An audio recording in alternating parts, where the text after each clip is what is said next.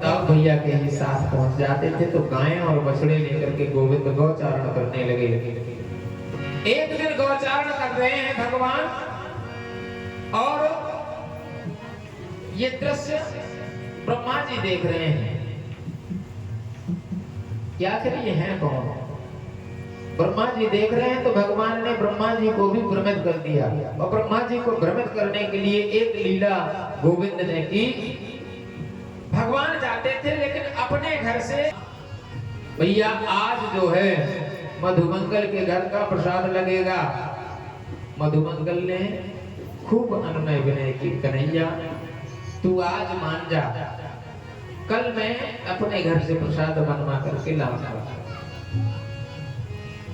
कन्हैया बोले ना, हमारा जो संकल्प माने संकल्प। भैया आज मेरे घर में कोई व्यवस्था नहीं है। कन्हैया बोले जो भी तेरे पास हो उसी का प्रसाद लगेगा, क्योंकि भगवान हमारे कहना चाहते हैं कि पत्रम पुष्पम फलम तोयम जो में भक्त प्रयच्छति। जो भी मेरा भक्त मुझे देता है केवल भाव से, चाहे पत्र हो, चाहे पुष्प हो, चाहे फूल हो, चाहे फल हो, मैं पदार्थ नहीं देखता। मधुमंगल तेरे घर में जो भी हो, अब मधुमंगल के घर में तो फल भी नहीं है,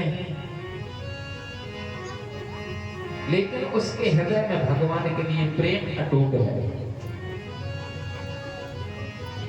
अब प्रेम अटूट है तो उसे लग रहा है कि अगर मेरे घर से आज प्रसाद नहीं आया तो जितने ग्वाल बाल प्रसाद लाए हैं ये भी प्रसाद आज बर्बाद जाएगा, किसी को खाने को नहीं मिलेगा, क्योंकि गोविंद बड़ा हठी है। इसने जो कह दिया वही होगा, और आज ये प्रसाद नहीं पाएगा, ये भी आज भूखा घर को लौट जाएगा। तो भगवान के जिद के आगे गोविंद ने जो जिद की है, मधुमंगल बोला ठीक है भैया मैं घर जा करके देखता। और उसे तो पता था कि हमारे घर में कुछ है ही नहीं, 3 दिन से बना ही नहीं है। 3 दिन पहले कढ़ी बनी थी। मधुमंगल गया, घर पहुंचा, माँ गई थी भिक्षाटन करने, नहीं माँ से कह देता कि माँ कुछ व्यवस्था कर, नहीं तो आज कन्हैया भूखा रह जाएगा। कुछ मिला नहीं, वो 3 दिन की बासी कढ़ी रखी थी। बोले चलो गोविंद का कहना भी हो जाएगा और मेरा प्रसाद ले जाना भी हो जाएगा। सो 3 दिन की बासी कढ़ी जिससे दुर्गंध आने लगी थी वो लेकर के मधुमंगल चढ़ चढ़ा। जैसे ही वहां पहुंचा विचारता जा रहा है कि देखो जो नित्य जो है माखन दूध दही का भोग लगाने वाला हो, मिश्री खाने वाला हो, अब जो है ये बासी कढ़ी कैसे खाएगा, कैसे मैं उसको खिला पाऊंगा।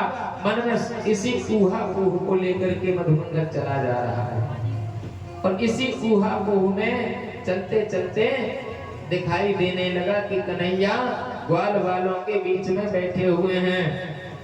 सो उसने सोचा कि चलो इन्हें देख लिया, वहां शोर होने लगा कि अरे मधुमंगल आ गया, मधुमंगल आ गया। देख भी लिया सबने, लाया भी है, क्योंकि पूरा पात्र लेकर के मधुमंगल गया था, पूरी हंडी लेकर के मधुमंगल गया था।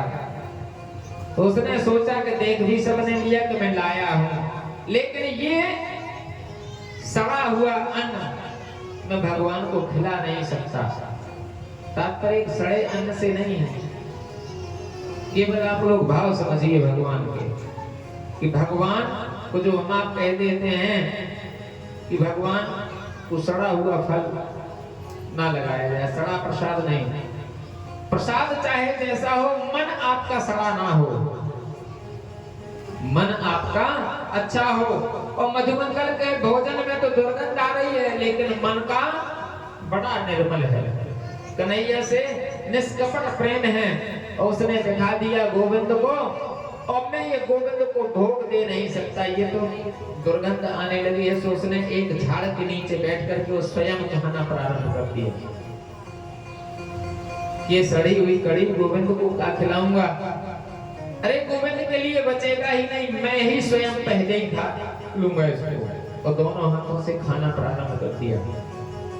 उधर भगवान ने देख लिया तो भगवान दौड़ते हुए चले आए और इधर मधुमंगल भी देखता है कि कहीं कोई आ ना जाए, कहीं गोविंद तक ये सड़ा हुआ अन्न पहुंच ना जाए, जल्दी से जल्दी मैं इसको खत्म कर दूं।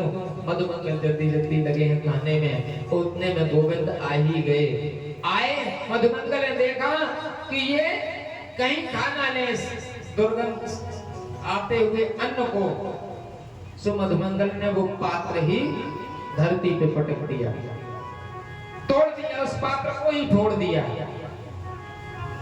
गोविंद खड़े हो गए, मधुमंगल तुमने अकेले ही प्रसाद को खा लिया, मैं नहीं जानता था कि तुम इतने कपटी हो।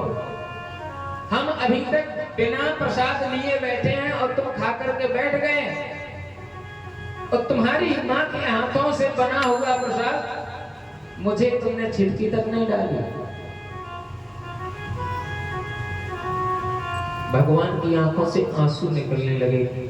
मधुमंगल तुमने गलत किया, मैं तो प्रेम का भूखा हूँ, तुम्हारे यहाँ जैसा भी था, जो कुछ भी था लाना था, मुझे निवेदित तो करते।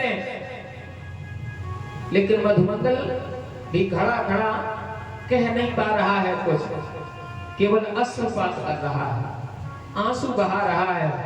गोविंद मैं कैसे बताऊं कि ये प्रसाद आपके योग्य नहीं था, ये बता भी नहीं पा रहा है। लेकिन भगवान ने सोचा कि ना, जब आंसू निकलने लगे मधुमंगल के, तो भगवान ने दोनों हाथों से गोविंद ने अपने अंक से भर लिया, अपने हृदय से लगा लिया मधुमंगल को, और देखा कि कुछ तो बचा है मेरे लिए, जितने में हम तृप्त हो जाते हैं उतना तो बचा है। कहां जल्दी जल्दी खाया था मधुमंगल ने, तो कुछ ओंठों पे लगी थी वो कड़ी। भगवान ने सोचा बस इतना ही पर्याप्त है मेरे लिए, और गोविंद ने उसके मुख को पकड़ा और अपना मुख उसके मुख में लगाया, और जितनी बची हुई कड़ी थी जीभ से भगवान ने सब चाट दिया, जूठन खा गया। यही दृश्य ब्रह्मा जी देख रहे हैं। ब्रह्मा जी को शंका हो गई कि अरे मैंने सुना था कि ब्रज में परमात्मा का पूर्ण ब्रह्म का अवतार श्रीहरि अवतरित होकर के बाल लीला कर रहे हैं, क्या यही है? ऐसा भ्रम हो गया ब्रह्मा जी को, और भ्रम इसलिए हो गया कि अगर ये श्रीहरि हैं, ईश्वर हैं, ब्रह्म हैं, तो यार ऐसा चरित्र, इतना निंदनीय चरित्र भगवान का नहीं हो सकता। एक साधारण ग्वाले के मुख के लगे हुए अन्न को, दूषित अन्न को क्या परमात्मा खा सकते हैं? ये भगवान नहीं हो सकते।